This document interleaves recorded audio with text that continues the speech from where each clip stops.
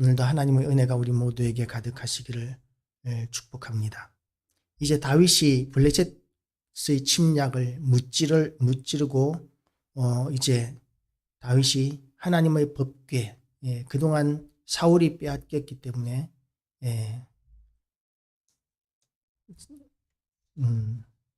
베레스 우사의 집에 있었던 이 법궤를 이제 하나님의 집으로 다윗이 있는 다윗성으로 모셔 올리고자 합니다. 다윗은 언제나 하나님과 동행하기를 원했던 사람이었기 때문에 법궤가 다윗이 있는 예루살렘 성에 함께 있는 것을 당연히 원하게 되었을 것입니다. 하나님의 법궤는 하나님 앞에 나아가는 그 당시에는 가장 중요한, 유일한 통로라고 그렇게 여겨지던 것이었기 때문에 법궤가 있어야 또한 온전한 성막이 되고, 그 당시에 하나님을 섬기던 많은 산당들이 있었지만 그 기도원과 같은 그런 의미였다고 생각이 됩니다.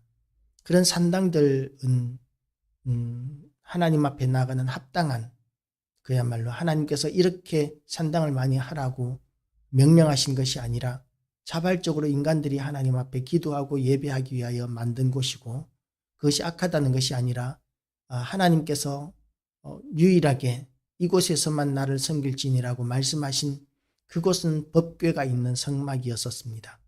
그 성막을 통해서만 하나님 앞에 나아갈 수 있게 하나님께서는 명령하셨던 것이죠.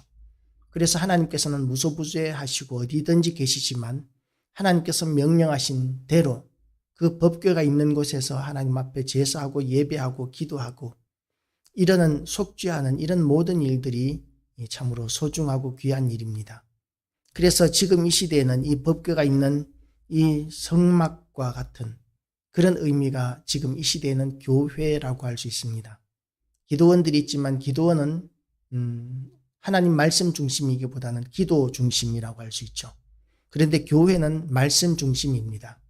법궤가 있는 곳은 기도하는 곳이라기보다는 말씀이 있는 곳, 하나님의 말씀과 인도하심이 있는 곳이기 때문에 법궤가 있는 하나님의 성막은 지금 이 시대로 보면 말씀이 있는 교회라고 할 수 있습니다. 물론 기도원도 말씀이 있기는 하지만 말씀 중심이 아닌 기도 중심이라는 측면에서 기도원보다는 교회가 성막 또는 성전과 더 가깝다라고 이렇게 이야기할 수 있는 것이죠. 다윗이 그래서 이스라엘에서 뽑은 무리 3만 명을 다시 모으고 다윗이 일어나 자기와 함께 있는 모든 사람과 더불어 바알레유다로 가서 거기서 하나님의 궤를 메어 오려 하니 그 궤는 그룹들 사이에 좌정하신 만군의 여호와의 이름으로 불리는 것이라. 법궤를 이제 다윗성으로 예루살렘 성으로 모셔오고자 합니다. 그 법궤가 이제 하나님 앞에 나아가는 가장 귀한 징표라고 이렇게 여겼기 때문에 다윗은 기쁜 마음으로 모든 준비를 합니다. 그들이 하나님의 궤를 새 수레에 싣고, 그러니까 수레가 가장 좋은, 지금까지 있던 가장 좋은 수레에 싣고가 아니라 완전히 온전하고 순전한 새 수레, 새로 만든 수레, 어떤 것도 실어보지 않았던 새 수레, 그 새 수레를 새로 만들어 가지고 하나님의 법궤를 거기에다 싣고, 그리고 이제 소가 끌고 오는 그런 방법으로 법궤를 운반하고자 합니다. 이것은 잘못된 방법입니다. 하나님께서 법궤를 옮기는 방법은 어떻게 명령하셨느냐 하면, 법궤는 하나님께서 세우신 제사장들이 그 법궤를 메고 나오게 되어 있습니다. 그래서 여러 명의 제사장들이 그 법궤를 메고, 그리고 이제 거룩하게 조심스럽게 옮겨야 하는 것이 법궤입니다. 그런데 그럼에도 불구하고 지금 법궤를 메는 그 규례에서 벗어나서 수레에 싣고 오는 것, 그 수레는 다윗이 정성껏 준비한 수레고 한 번도 다른 곳에 사용해 보지 않은 순전하고 깨끗한 수레였기 때문에 정성이 많이 들어갔습니다. 비용도 많이 들어갔을 것입니다. 그 당시의 수레가 재산 목록 1호에 해당하는 귀한 물건이었을 것입니다. 바퀴를 만드는 것이 쉬운 일이 아니었기 때문에 그 수레의 가치는 상당한 가치였을 것이라고 우리는 상상할 수 있습니다. 그런데 그 수레가 이제 하나님의 명령하신 대로의 법궤를 옮기는 도구는 아니라는 것이죠. 그러니까 하나님께서는 이 다윗이 온 정성을 다해서 새 수레를 만들고 그리고 온 족속은 잣나무로 만든 여러 가지 악기와 수금과 비파와 소고와 앙금과 재금으로 여호와 앞에 연주하고 이렇게 정성과 힘을 다하는 가운데 있는데도 불구하고 어떤 일이 생기느냐 하면 그들이 나고의 타작마당에 이르러서는 소들이 띠므로 웃사가 손을 들어 여호와의 궤를 붙들었더니 여호와 하나님이 웃사가 잘못함으로 말미암아 진노하사 그를 그곳에서 치시니 그가 거기 하나님의 궤 곁에서 죽으니라. 웃사의 집에 있던 그 수레가 운반되어져 가는데 웃사도 따라갔을 것입니다. 자기 집에 임시로 보관했던 그 법궤를 이제 예루살렘 성으로 옮겨가는데 그곳이 하나님의 임재가 있는 곳이라는 것을 알기 때문에 그 법궤를 웃사가 소중히 여겼을 것이고, 그래서 그 법궤가 지금 3만 명이나 되는 수많은 이스라엘 사람들, 3만 명이면 얼마나 엄청난 숫자인지 눈으로 보면 우리가 일반적으로 이렇게 광화문에서 100만이 모였다, 200만이 모였다 라고 이렇게 사진을 보여주는데, 실질적으로 우리가 그 사진을 3만 명이라는 숫자를 계수해서 이렇게 모아놓은 광경을 실제로 보면 그 광화문에 100만이 모였다, 200만이 모였다 이러는 숫자는 1, 2만 명 정도도 안 되는 그 정도 숫자를 가지고 100만, 200만이라고 하는 것을 과장하는 것이다 라는 것을 우리가 알 수 있을 정도입니다. 그러니까 실질적으로는 광화문에 100만, 200만이 모였다고 하는 그 정도의 숫자가 실질적인 한 2, 3만 명, 그 정도 숫자가 된다는 것이죠. 사진으로 봐서는 그 정도밖에는 안 된다는 것입니다. 그래서 이 시대의 3만 명이라는 숫자는 엄청나게 많은 숫자라고 이렇게 볼 수 있습니다. 다윗이 일어나, 그러니까 국가 행사이기 때문에 이 3만 명이 얼마나 대단한 행사였겠습니까? 이런 3만 명이나 되는 사람들과 제사장들과 또한 레위인들과 이스라엘 사람들, 수많은 이스라엘 사람들, 그런 사람들이 또 온갖 악기와 수금과 재금으로 여호와 앞에서 찬양까지 하고 연주까지 하면서 이렇게 행군하고 있는데, 그런데 그것을 하나님께서 기쁘게 받으시는 것이 아니라 하나님의 법궤를 옮기는 율법에서 벗어났기 때문에 하나님께서는 소가 뛰게 하시고 법궤가 그 수레에서 떨어지게 하시는, 그러니까 떨어지려고 하니까 웃사가 손을 들어서 하나님의 궤를 붙들었습니다. 법궤가 땅에 떨어지면 안 되지 않습니까? 떨어져서 기스라도 흠이라도 가면은 어떻게 하겠습니까? 그런데도 불구하고 하나님께서는 그 소가 뛰어서 법궤가 떨어지게 하시고 그 떨어지지 않게 하기 위해서 웃사가 그 법궤를 잡는 것, 이것이 왜 나쁜 일이겠습니까? 법궤가 떨어지지 않게 법궤를 손으로 소중하게 이렇게 법궤를 붙드는 것이 하나님 앞에서는 범죄가 됩니다. 왜냐하면 법궤를 만질 수 있는 사람은 아무도 없기 때문에 그렇습니다. 오직 대제사장만이 법궤에 이렇게 나무를 걸쳐서 짊어지고 그리고 이제 운반할 수 있는 것인데, 그런데 이것을 웃사라는 사람이 떨어질 것 같으니까 만지게 됩니다. 그러니까 하나님께서는 떨어지는 것을 네가 왜 잡아가 아니라 사실은 왜 이 법궤를 하나님께서 명령하신 그 규례대로 운반하지 않았어 라는 것을 문제 삼고 계시는 것입니다. 하나님이 너무하다고 생각하십니까? 하나님께서 너무하다고 생각하실 수도 있습니다.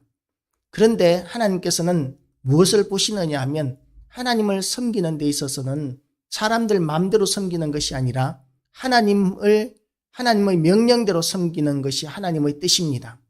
이스라엘 사람들은 어떤 사람들이냐 하면 여호와 하나님을 섬긴다라는 이름으로, 여호와 하나님이다라는 이름으로 뭘 만들었느냐 하면 금송아지를 만들었던 사람들입니다. 그러니까 어떤 물건에든지 여호와 하나님이라는 이름을 붙이고 우상 숭배로 얼마든지 떨어질 수 있는 사람들이었기 때문에 그런 사람들의 실족하지 않게 하기 위해서 하나님은 이렇게 섬겨라 하는 율법을 정해 주셨고 그 율법대로만 섬겨야 하나님께서는 받아주셨습니다. 그래서 하나님께서 주신 그 율법에 우리가 관심을 가지고 그 율법대로 섬기는 것이 하나님을 섬기는 도리이고 하나님을 사랑하는 방법입니다.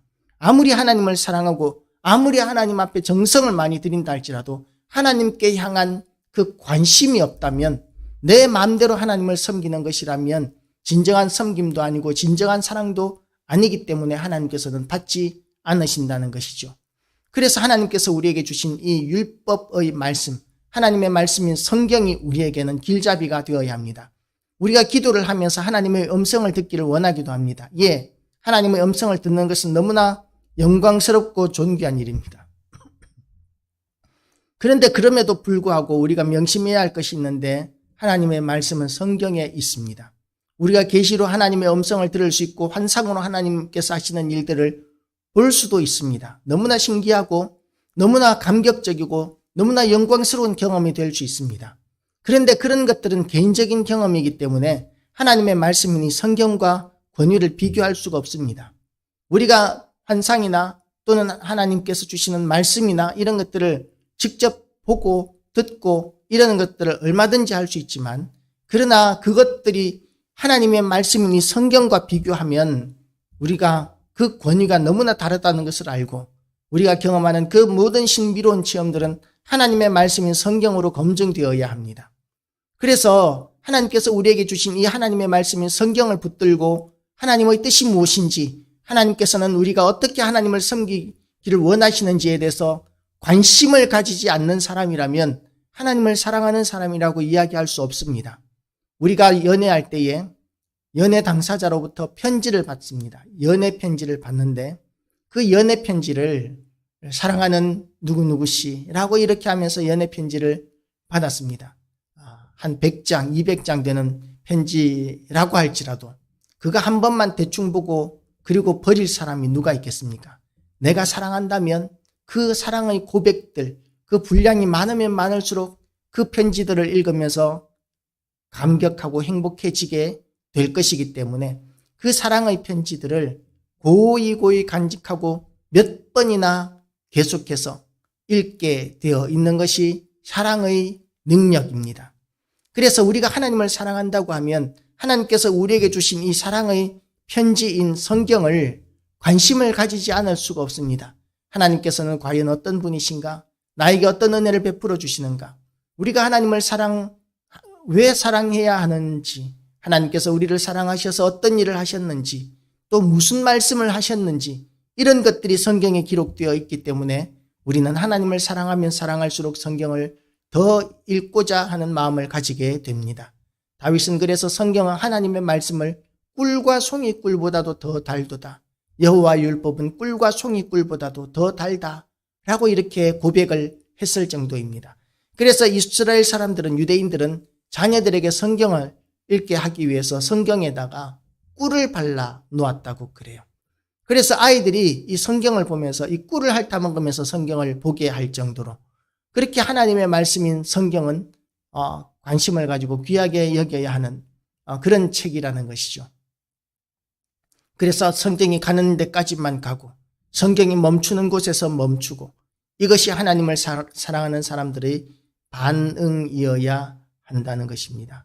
오늘도 하나님을 우리가 우리의 정성과 우리의 방법으로 섬기는 것이 아니라 하나님께서 우리에게 주신 방법대로 섬기는 것이 얼마나 중요한 일인 줄 알고, 만약에 하나님께서 주신 방법이 아닌 인간의 방법으로 우리가 하나님을 마음껏 섬겨도 된다고 한다면 우리는 성황당에서 하나님을 찾을 수 있고, 우리는 얼마든지 우상을 만들어 놓고 하나님을 찾을 수 있는 연약한 존재라는 것을 다시 깨닫고, 하나님을 바로 섬기는 길은 우리의 정성이나 그냥 우리의 일방적인 믿음이 아니라 하나님께서 우리에게 주신 이 말씀을 붙들고 말씀대로 하나님을 믿고 섬기는 것이 정말 중요하다는 것을 깨닫고 인정해서 하나님께서 인도하시는 온전한 길, 하나님이 온전하게 인도하시는 그 길로 우리가 좌로나 우로나 치우치지 않고 달려가기를, 하나님 나라 갈 때까지 끝까지 달려가는 그런 삶이 되시기를 주님의 이름으로 축복합니다. 기도하시겠습니다.